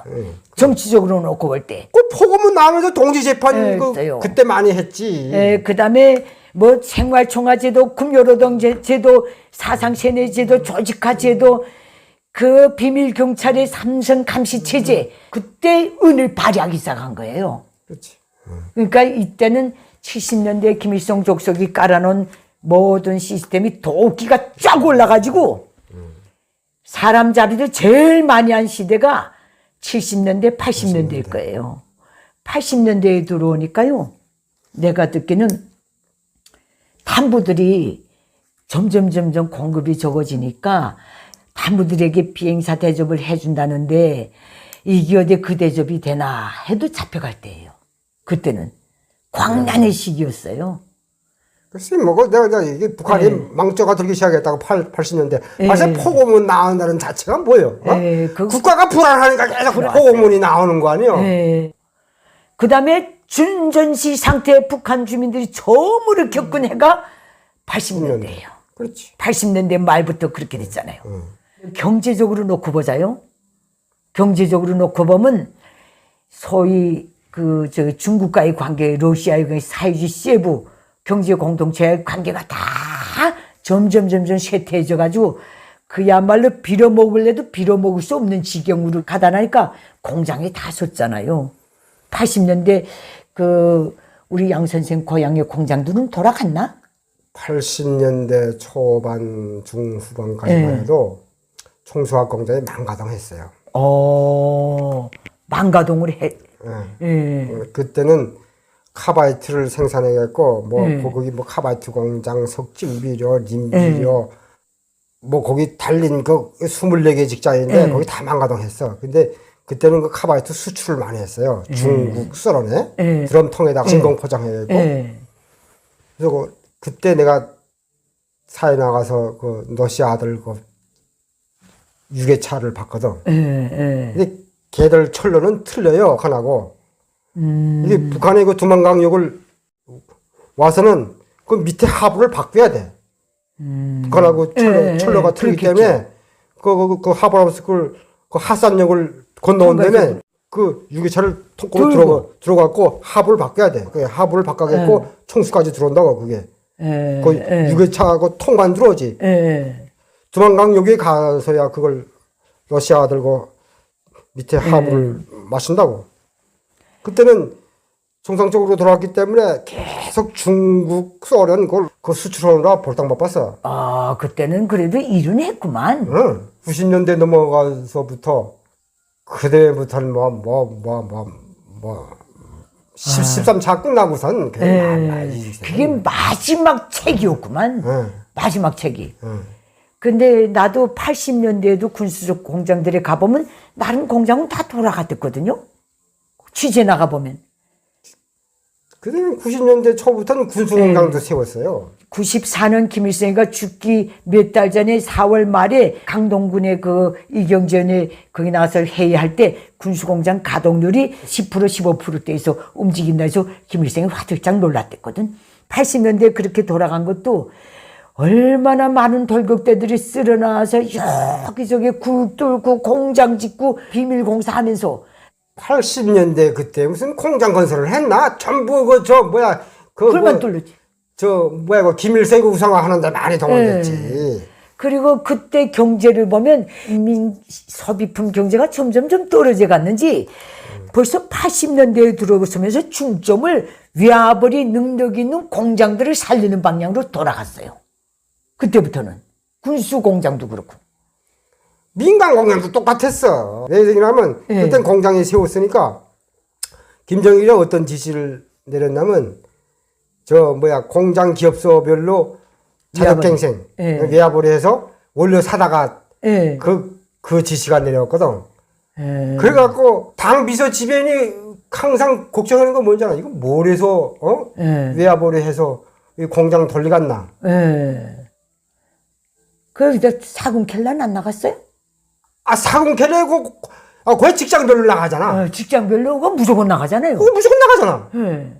뭐 직장별로 당원이 몇 명이면 그 당위원회에서 뭐 지시가 내려요. 당원이 몇 명이면 너네 직장 몇 달러 이거 과제가 내려오잖아. 그러면 그 분당 비서새끼 하는 일이 뭐예요? 맞아요. 농촌에 어디에 거기에 아는 친척들 있는 사람들 찾아겠고, 야, 너네 거기 사금이 나온다는데 몇 명 가서 거기 가서 묵을 수 있어? 묵어서 밥 먹으면서. 맞아요. 다 그렇게 했어요. 다 그렇게 했잖아. 우리 기자들도 사금 캘라 다 나갔거든요. 사금 안 캐는 기업자가 어디 있어요? 없었어요. 그땐 김일성이, 김정일이 통치자금, 당자금, 혁명자금이다 해가지고 홀리게 애들한테까지도 당자금 그 외화벌이 과제가 떨어질 때예요. 80년대 말부터 그랬어. 사금 채취 많이 나갔어. 사금 채취는 더 말할 것도 없고요. 그때부터는 온 나라 경제가 인민 생활 향상을 위해서 이게 축이 돼서 움직인 게 아니라 그 외화벌이 경제로 움직이기 시작했어요. 그때는. 거기서 외화벌이 과제가 떨어지는데 북한 절대다수 주민들이 달러 구경도 못했는데 외화를 벌래. 그러니까 산야를 헤매면서 도토리 캐고 그 보석 캐고 산주객수가 어떻고 무슨 칙이 어떻고 강 있는 데서는 바다지렁이 캐고 조개 캐고 송개 캐고 온 나라 국민이 자기 집에도 못 앉아있고 전국을 헤매면서 외화벌이 할 때였어요. 그걸 깡물에 빨아들이 갔죠. 맞아요. 그것도 1년 내내 나가서니까 그거 나가 있는 사람들이 그건 내내 나가 갔다 그래 가정하고 그래서 교대하잖아요. 교대하잖아. 교대를 계속 하잖아요. 가정주부는 안 내보내잖아. 가정주부는 안 내보내죠. 남자들하고 체내들 총각들. 그 미혼자들은 다 나갔죠. 그 다음에 경제적으로 놓고 볼 때 그때는 벌써요 상품 공급이 쪼여 들어가기 시작했는데 식량 공급은 원래 일부씩 자른 데다가 80년대 말부터는 더 잘랐어요. 몇백 그램씩. 인민군대 후원물자 해가지고. 더 잘랐다니까요. 지방은 모르겠는데 평양시는 더 잘랐어요. 아, 지방도 똑같아. 그때 72년도부터 그 배급을 자르기 시작했는데 그 자르기 시작할 때 그때는 이틀분 잘랐잖아. 그 다음에 무슨 지원 사업 뭘 지원해서 700g짜리가 580g 됐어. 아니 560g. 우리 어머니가 한 달에 보름이라면 11분씩 준다고 얘기를 하더라고요. 김일성 족속이 그땐 제일 호기를 부렸는지 그땐 대외 행사를 왜 그렇게 많이 했는지 몰라요. 3세계 나라들 그 다 들어와서 뭐 어떤 한 시즌에는 하루 종일 일선 도로에 나가서 메시는 어느 대통령이고 메시는 어느 나라 지도자가 오고 그런 때도 있었거든. 그 마지막 하이라이트가 13차 축전이었는데 그때 경제적으로는요 우리는 간장 된장도 이제는 옆집에 굴러다니는 형편도 없을 정도로 그렇게 각박했었어요. 그래, 맞아. 공급이. 그 80년대는 뭐 생활 필수품 공급해준다는 소리를 못 들었는데. 평양신 경우는 5개 주게 됐다면 2개씩은 줬어요. 70년대까지는 5개 주게 됐으면 5개는 줬는데 그때부터 쪼들기 시작하고 진짜 그랬어요. 지방에는 뭐 간장된장도 공급 안 하는 것 같아. 야, 그랬을 거예요. 그때는 벌써 그 내가 언젠가 강동에 가서 강동 그 지방산업 공장 식료품 공장 가니까 간장 발부가 한 100개 있는데 이 첫 번째 간장 공장 발부는 그 강동군 간부용이래. 두 번째 그 당간부용이래. 두 번째 간장 발부는 어이부, 안전부, 행정간부용이래. 세 번째 그거는 또 무슨 용이고 네 번째가 주민공급용이고 5번째가 군대공급용이래. 발부가. 그러니까 첫 번째는 진한 간장이라고 두 번째는 약간 농도가 작은 거라고 세 번째는 더 작은 거나 네 번째는 더 작은 거나 그때는요 벌써 평양시 간장 공급하는 것도요 국 하나 끓이는 거 있죠. 한 바가지 보여야 간이 맞을 정도로 그렇게 간장 농도가 낮고 북한 군대는 더 말할 것도 없고 그때부터는 소금만 먹었을걸. 간장 된장 구경도 못했을걸. 그게 80년대예요. 몰라, 우리 우리 만리 매형이 예. 그놈이 76년도에 군대 나갔다가 예. 86년도 제대된 놈인데 예. 그놈이 가서 그러더라고. 저는 강냉이하고 소금만 먹었다고. 그렇죠. 뭐 80년대. 저 강원도 뭐 통천인가 거기서 무슨 포부대 있었대? 그럼 70년대, 60년대는 간장, 된장 구경은 조금 했는데 80년대부터는 그것도 군대는 못했다는 소리예요. 그럼 군대에서 소금에 통강냉이 먹고 왔다니까 이게 그때 아. 76년도인가 7년도인가 그때 군대 갔다가 86년도에 그러니까 76년도면 그 8.28 그거 파문점 사건 아니야? 예, 그렇죠. 그 분위기로 나갔단 말이야. 우리 큰 내용이. 탄원에 나갔구나. 그 나갔다가 86년도 제대됐다고요. 그런데 제가 제대되려면 통강냉이하고 소금만 먹다 왔대요. 그 강원도 통천인가 뭐 거기서 포부돼 있었는데. 전용 구분된데도요. 그럼 전용 구분된데.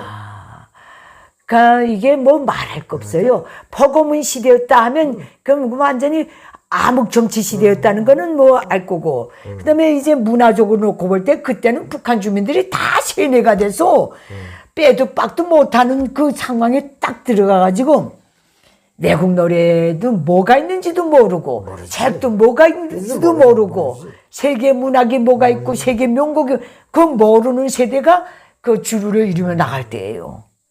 수령 형상 노래, 우상화 노래, 우상화 영화, 우상화 작품, 소설 이게 범람해가지고. 나는 그런데 한번 안 참가했는데 안 참가하는 이유가 뭔지 알아? 예. 화공장에 기관차가 2개거든? 예. 근데 그 김정태 전기장창 공장에서 만든 거예요. 74년도 나온 건데 76년도 받아온 차거든? 몇십 년 쓰다 나니까 노후됐잖아. 근데 거기 기관차 수리공에 우리 아버지하고 나하고 둘이야 딱. 거기 화공장에 또 군수 직장이 있어요. 있죠. 백공 1호, 백공들 요거는 다른 데는 세워도 그건 무조건 돌리거든. 그걸 만약에 뭐 군수 그 물동량을 나갈 거 못 나갔다. 또 들을 거 물건을 못 들였다. 이게 되면 이 지배인 당비서 주는 거요. 당중앙 군사위원회 명령청와에서 책벌 먹어요. 군사 재판. 그러니까 이놈의 기관차 무조건 살아 있어야 되거든. 그러니까 나는 어떤 동안에도 안 가는 거예요. 우리 아버지하고 나하고 둘이서 일하는데 놈들 충성에 나라면서 한다고 뭐 퇴근을 해서 깨끗이 씻고 뭐 집에서 못 가고 깨끗하면 돌아다니면서 우리는 뭘 할 거 없으면서도 시꺼먼 작업복 입고 자기 있는 거야. 뭘 할 작업하고. 먼저 퇴근을 못 하거든. 너무 뭐 충성의 노래 뭐 하는데 일 끝나고 먼저 가게 되면 사람들이 눈총 봐서 아이고 뭐 기타는 대상이 되거든. 그렇죠. 그러니까 항상 뭐 할 거 없으면서 눈 감고 부자간에 저 앉아서 화덕불 쬐면서 밥에 먹어 거기서 배고프니까. 밥에 먹고 거기 직장에서 밥에 먹고 있다가 그 새끼들 삐삐 끝나고 9시 되면 또 퇴근하거든. 노래범 연습하다가 9시 되면 집에 가요. 그때부터는 과거 농경사의 첫걸음을 들어갈 때로구나. 야, 그래서 이렇습니다. 그 사회적으로 놓고 보면요. 이 80년대는 대중동원이 극치를 달리던 시대입니다. 농사도 군중적으로 짓고 공사도 군중적으로 하고 바로 농동원. 그러니까 공장이 모져가는 징조였어요. 그게 모든 공장이. 그저 온 나라가 포도 심으라면 포도 심으려 다니가고 봄철에는 농장밭으로 농장밭으로 그리고 여름철에는 산판으로 풀베기다 풀베기. 또 풀베기 과정 또 직장마다 나와요. 직장별로 그 농사꾼 비농사꾼 가리지 않고 내려옵니다. 그 다음에 또 가뭄철에는 가뭄 물 줄라 또 단체로 다 나가고 사모니고 뭐고 없습니다. 그 무슨 어떤 하천이 뚝이 무너지면 뚝살나도 다 나갑니다. 저 자기 일이고 뭐고 없습니다. 내일이자 내일이고 다 그렇게 됐잖아요. 근데 나는 내일만 했거든. 우리는 다 나갔거든. 그 다음에 저 흙갈이 하라 하면 또 흙갈이 몽땅 사무원 비사무원 공장 농장 가지장고 몽땅 흙갈이장에 엉뚱한 데 가서 있고 갈고자 하면 거기 다 몰려가고 그때부터는 공장이 서가는 징조로서 그래. 대중을 여기저기 끌고 다니고 끌고 다닌 산과 들판으로 다 내보냈지. 다 내보내고 야, 이게 그때 북한이 사회적인 분위기고 경제적인 상황이고 문화적인 상황이었습니다. 86년도인가 그때 스페인 대사관에 검열 나갔던 당중앙의 간부가 사업 보고 하라니까 너무 할 게 없어서 그런지 스페인에 가니까 모든 뚝들에 포도나무를 다 심고 포도를 따가지고 포도를 어떻게 해서 그 스페인 국민들의 생활이 아주 윤택하고 또 섭조개를 그렇게 많이 해가지고 그 생각나지? 생각나? 그 섭조개 군물 많이 떠서 80년대 그거 말고 후반인가 그 김일성에 있잖아 섭조개 어떻게 양식해겠고 조개를 한 가정에 얼마씩 돌아가고 이러면서 그 지시 내렸댔잖아요. 매 개인마다 그 군물 섭조개 밧줄 군물 뜨라고 또 과제 엄청 내려왔잖아. 자자 80년대는 얼마나 웃기는 시대인지 모르는. 우리는 금요로동 그때부터는 건설 현장에 안 가고 뚝섬 무슨 섬 뚝 있는 데는 몽땅 중앙기관 그 엘리트들이 포도나무 심으려고 그다음에 또 나가기 시작한 거예요.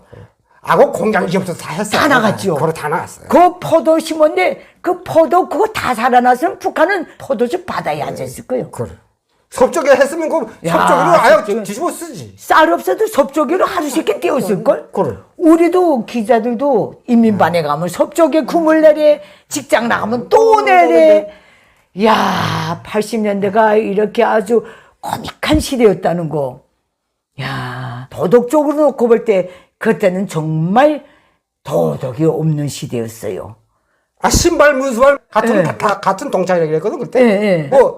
저 아버지 할아버지 뻘때도 너 신발 몇 번 신냐? 37번 신다고. 같은 동갑이래 뭐. 발 사이즈로 이제 퉁치는 시대가 맞아. 맞아요. 그런 유머가 있었어요. 또 80년대 말부터 국정 가격이 없어지기 시작한 것 같아요. 그래, 국정 가격이 80년대 초부터 없었어. 그러니까 상점에 나오는 물품이 적다 나니까 그래, 다 야매로 팔았지. 다 빼돌려가서 파는 시대가 열려서 국정 가격하고 도덕이 없어진 지가 언제게 아직도 구소리하고 앉아있나. 그게 80년대였어요. 그 신발 문수하고 이자 국정 가격이 그때 80년대예요. 그때 맞아요. 그때 유머예요, 그거. 또 수령과 전사 사이에 도덕만 요구하는 사회다 나니까 그때부터는 아예 도덕이 없어졌죠. 그 다음에 국방력이 견제해서 볼 때는 그때는 할 일이 없는지 어떻게 군대는 더 말할 것도 없고 일반 사회도 굴뚝는데 그렇게 많이 끌어냈어요. 후보지 건설이 오모여 하면서. 아니 70년대 그 중후반부터 북한이 그 땅굴 공사 많이 했잖아. 그 방어공사 했거든. 예. 어? 그 방어공사가 전국 각지에 굴을 다 뚫었어요. 그 맞아요. 공장 기업소별로 다 동원됐어. 그 후보지 다 예. 전쟁이 일어나면 들어갈 예. 구멍. 그 우리 청소화 공장은 종주에 맡았거든. 예, 예, 예. 그 종주방어공사라 그래요, 맞아. 예. 종주방어공사. 종주 방어공사. 예, 방어공사. 그 굴 뚫는 것도 여러 가지요. 예. 군수공장 애들이 뚫는 굴이 따로 있고, 예, 예. 민수공장 애들이 뚫는 굴이 굴도 따로 있고. 따로 있어. 그러니까 예. 전쟁이 일어났을 때 민수공업이 출수하는 예. 그런 굴이 따로 있고, 들어가는 굴. 굴 따로 있고, 생산 라인.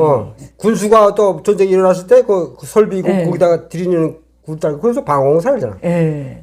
그때부터 땅굴을 많이 파기 시작해. 계속 예. 직장이라 그래도 예. 젊은 사람들은 다 그 공사에 동원됐어. 사실 굴 뚫는 데 나가 있었는데요. 제가 80년대 굴 뚫는 데서 70년대하고 80년대 차이점은요. 80년대 말부터는 어떤 굴까지 뚫는지 알아요?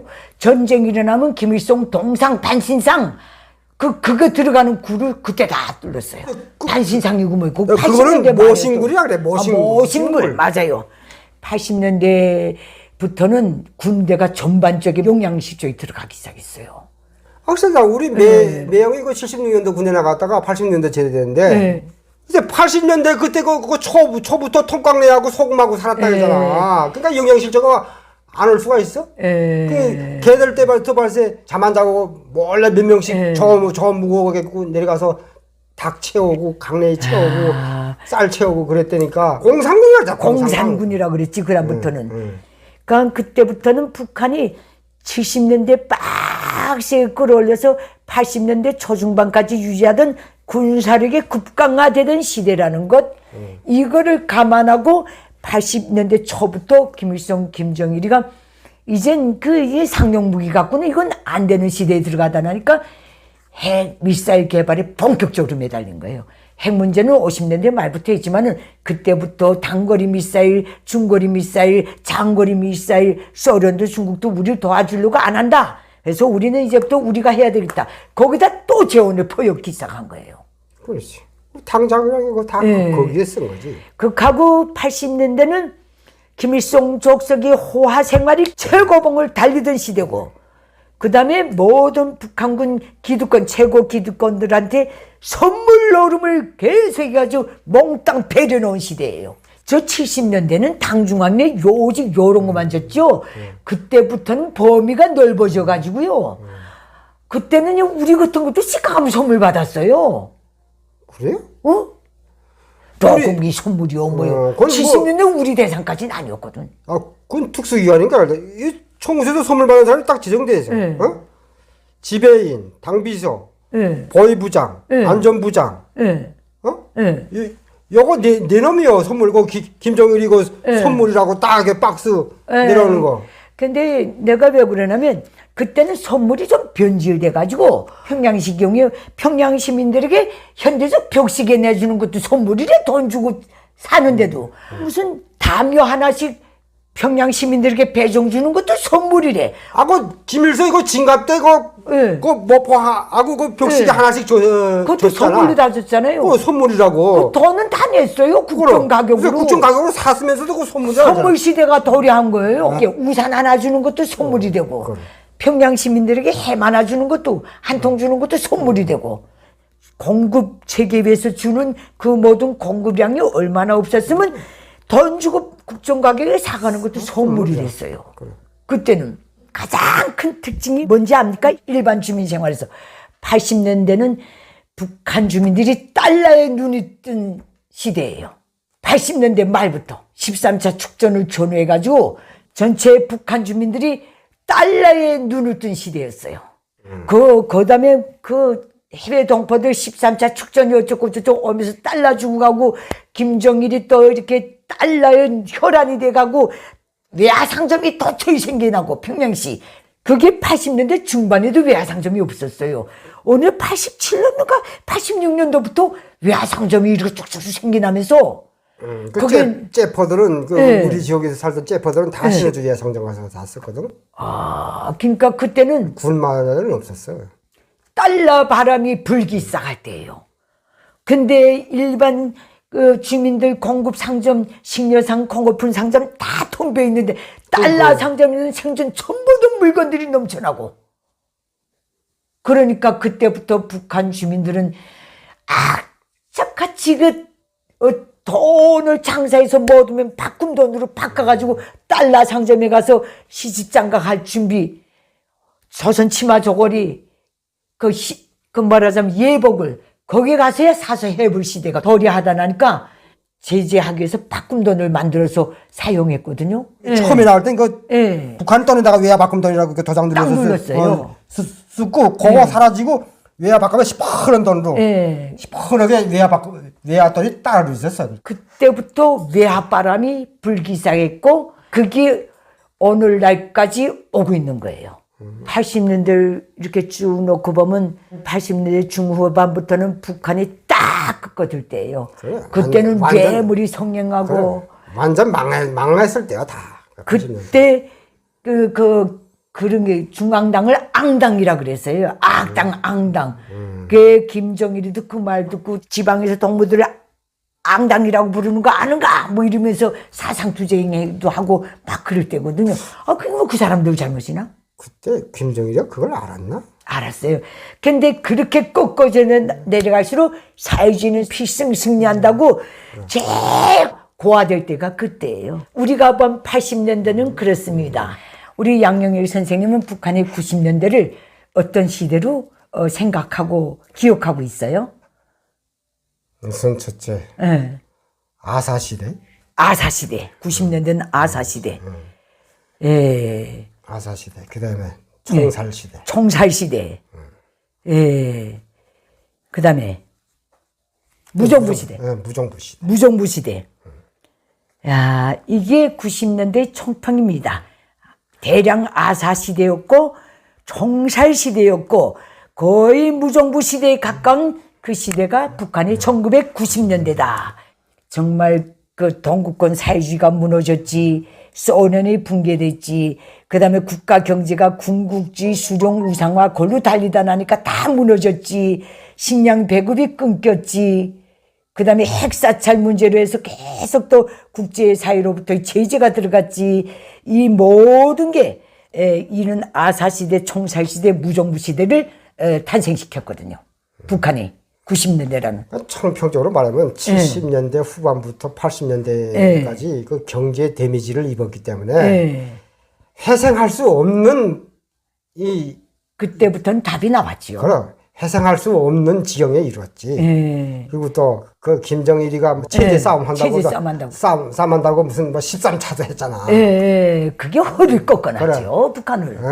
이제 말하자면 체제 허리 88년도 그저 88 올림픽 나가서 올림픽이 했으니까 질투가 나가지고.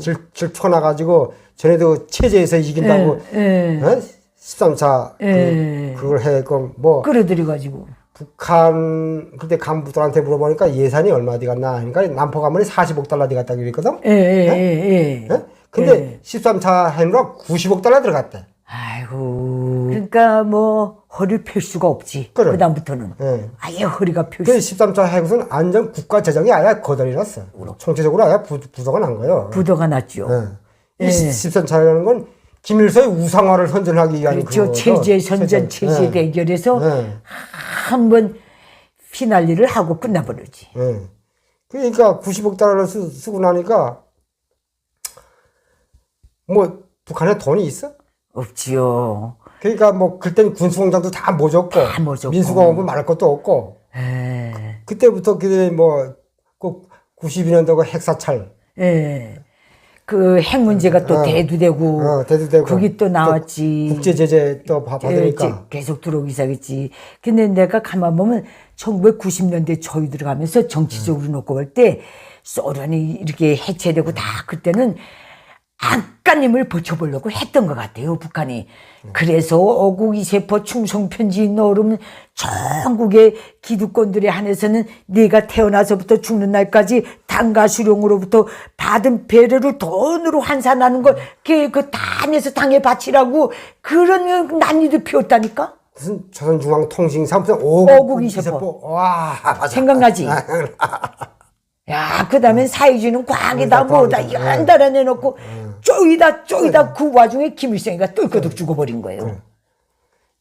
그러니까 그때부터는 진짜 아마 물론 조직 생활은 나름 직장 출근하면서 평양시 같은 경우는 다 했어요.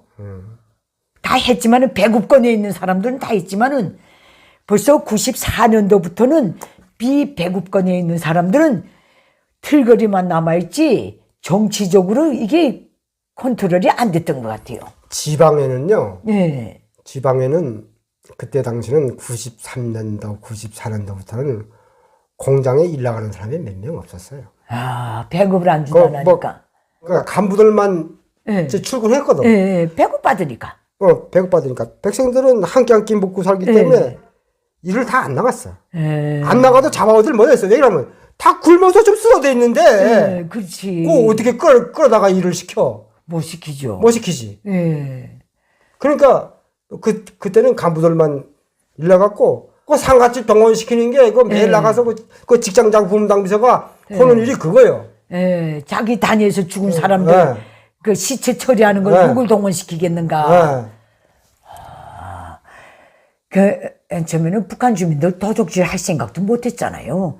배가 딱 끊기면서부터 대대적으로 도적질했죠. 그때부터 배급을 안 주니까 그 설비 뜯어가고 동 뜯어가고 농작물 훔치고 소 잡아먹고 그러니까 총살 시대가 또 일어난 거지. 그때 내가 기억하기는 90년대 초부터 평양시는 그때 평성시에서 첫 총살한 걸로 기억하는데 내가 그때 평양에 앉아 있었거든요.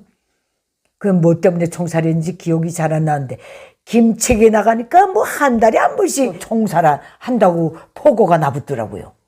우리 거기는 총살 사용장이 따로 있었어. 아이고. 따로 있으니까 일주일이 몰다 소 잡아먹은 놈, 전선 자른 놈, 전동기 깐 놈, 철길 내로 뽑은 놈, 그거 다 죽게 되니까 일주일이 몰다 총살하는 거요. 그러니까 아예 사용장을 만들어 놨어. 별도로. 거기만 있었겠어요? 그럼 전국에 다 있었겠지. 그렇게 총살 시대가 도래했고. 그 다음에 국가 지시는 내려왔어요. 총살하라는 지시만 내려오고. 그때는 완전 무정부 상태야. 김일성이 죽고 나서부터는 김정일이가 돈도 없고 회생할 기능이 없으니까 완전 폭행어 대이놈이. 지도 쇼크를 먹었겠지. 아야 내가 그래서 간부 놈들 보고 물어봤어요. 그 보이부 놈들 보고.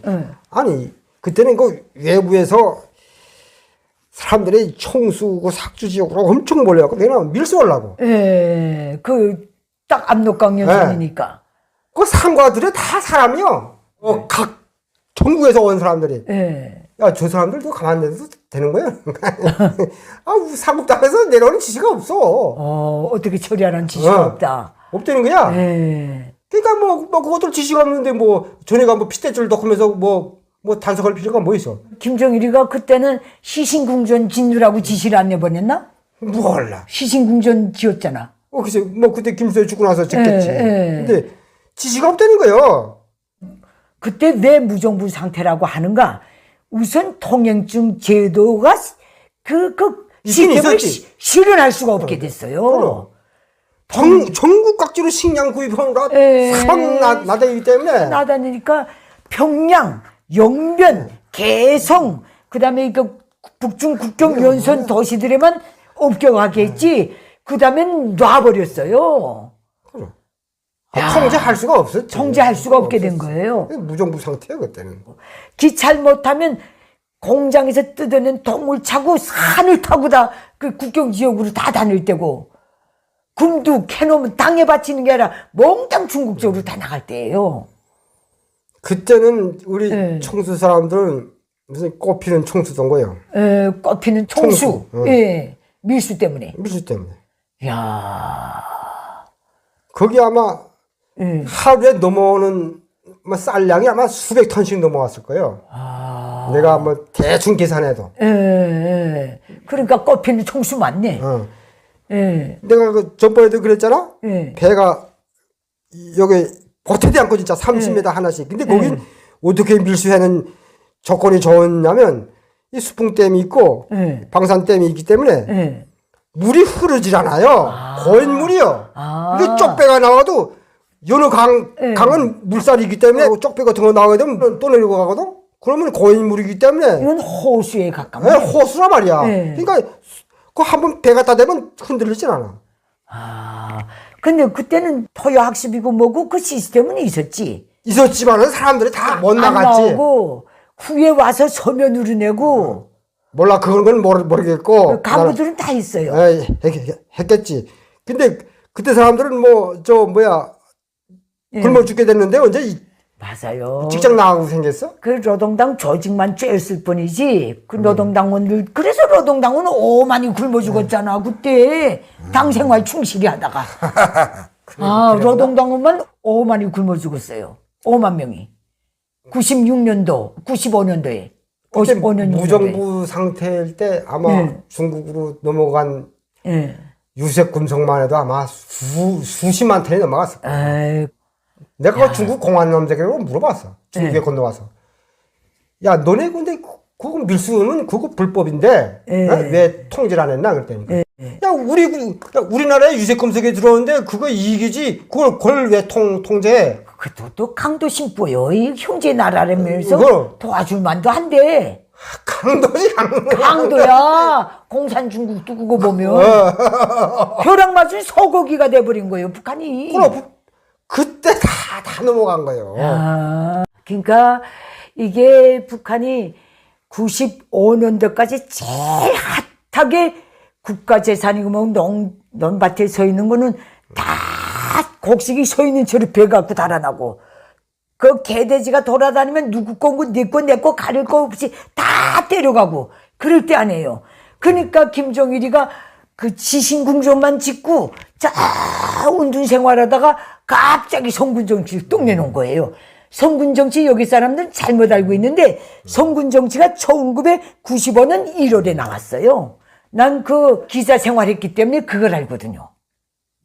95년 1월 달부터 성군정치가 나왔어요.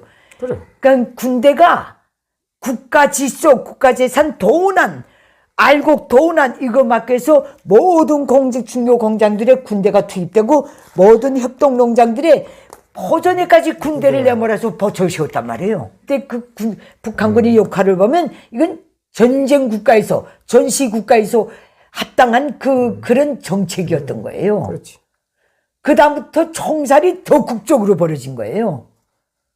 그래도 90년대 저희는 좀 났는데 90년대 중반부터 그저 사석에서 총살하고 그다음에 김정일이가 자기가 이거 관리 능력이 없으니까 어떤 지시를 내느냐 1996년도에 모든 지역들에서 자기 지역에서 생산된 농산물 기타 생필품이 다른 도에 빠져나가도록 하지 말고 거기서 어떻게 활성화시켜서 먹고 살아라 이 지시를 뜯거든 내려놓은 거예요.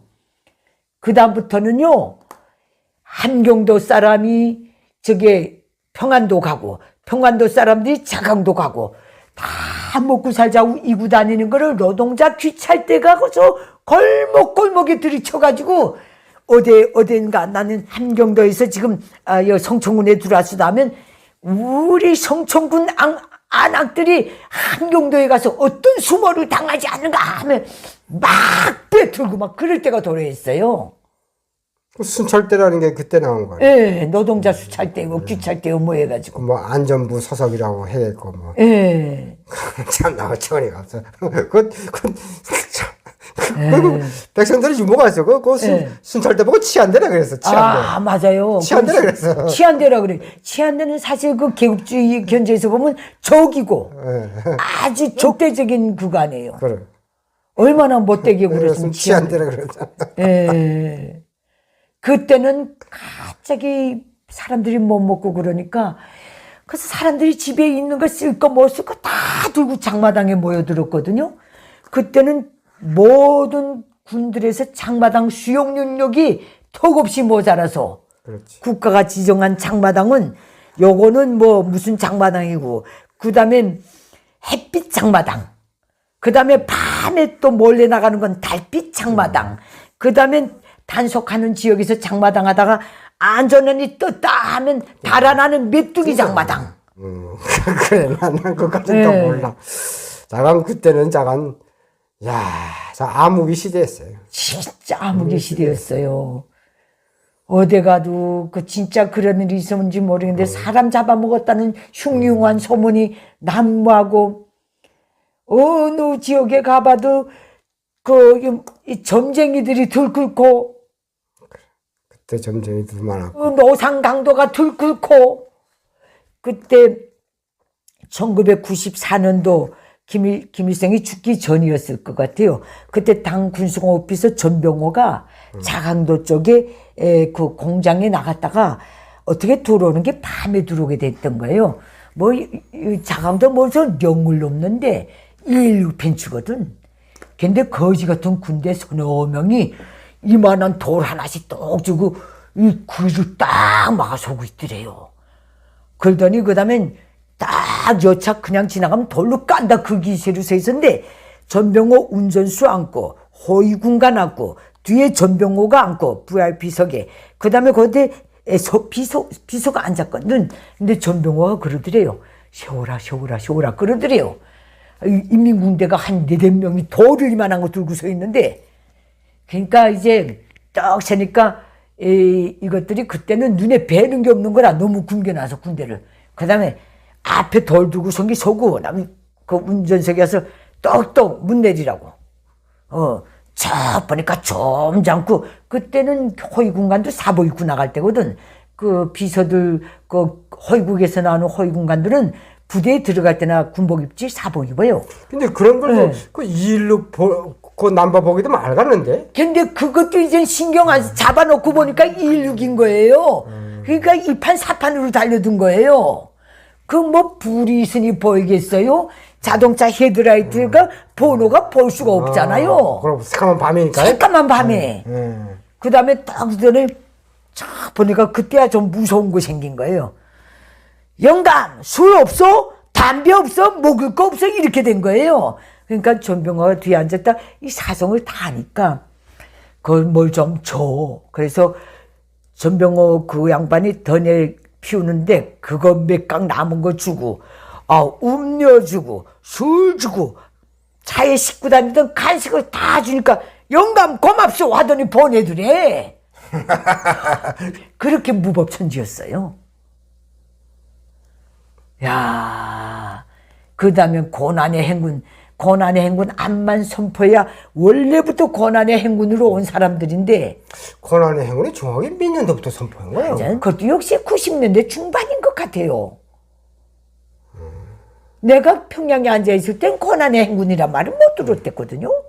내가 1995년 12월 31일에 추방돼 간 사람인데 내가 이거 한심하다고 생각한 건 그때 아사가 너무 많이 일어났을 때. 그때는 사람들의 유머가 그거예요. 야, 아는 사람이 죽었잖아, 그 동네에서. 그러면, 야, 난 이거 또 언제 죽겠냐? 몇 번째 순서가 될까? 이런 걱정했단 말이야, 사람들이. 근데 그때 또, 한목도 지방에서는 어떤 유머가 돌았는지 알아요? 1등 모조리 다 죽고, 2등 모조리 다 죽고, 3등 모조리. 1등 모조리는 당에 충실했던 놈들이래. 뭐 이런 식으로 다 말하고 고지식한 것들이 다 죽고 그다음 마지막에 제떡 차려놔도 개가 물고 다닌다고 이런 유머까지 돌았어요. 많이 굶어 죽었다는 소리. 많이 굶어 죽었다는 소리예요. 그게. 얼마나 굶어 죽었으면 개가 제떡 물고 다닌다는 말이 다 있었겠어요. 우리 그 청주에도 밀수 지역이 있지만은 그때 직장에 출근하게 되면 그 직장장 부문당 비서가 하는 업무가 상갓집 동원시키는 게 그게 업무던 거예요. 그때는. 그러니까 정말 아사 시대, 총살 시대, 무정부 시대, 무질서 시대. 야, 이거는 진짜 이건 어떻게 봐야 돼요? 우리 한반도 역사에 이런 시대가 있었을까요? 국가 체제가 계속 전속해온 오늘의 이런 왕조 체제에도 이런 건 없었지. 그때 북한 주민들이 제일 불쌍한 거는 아무 대비 없이 그 사태를 다 맞았다는 거예요. 그때 역사책을 보니까 예.